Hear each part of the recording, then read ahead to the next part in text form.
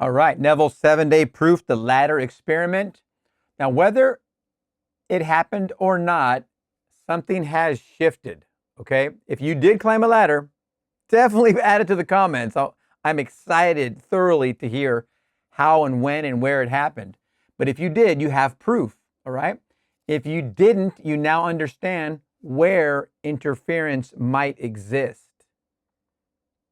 This was never about ladders. Keep that up here. It's never been about ladders.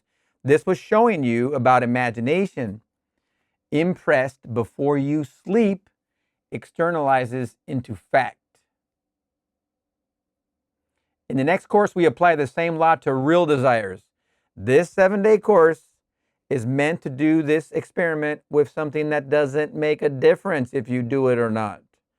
And most of the time it happens because you're not emotionally attached to climbing a ladder.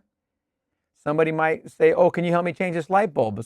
It could be so many different things. It could be a small step stool. That's a ladder. And since you were trying to climb up 2 steps, guess what a typical kitchen step stool has? 2 steps. Don't resist when somebody's asking a favor of you or a friend's asking for some help. This is how life is unfolding for you. If it did happen, you write down how you felt. If it didn't happen, examine where you might have focused too heavily in a certain department. And if it didn't happen, you're going to go back to day 2 and repeat all the videos, day 2 through 7, which is where we are now. By this time again, you should have had it happen. Please put in the comments, let me know if it did or didn't, and we'll talk about it. Otherwise, what this next course is going to do, which is going to be released after this one, we're going to apply this same law to real desires. And I know I'm repeating myself, but the thing is here, when it's a real desire, it typically has a deeper emotional impact.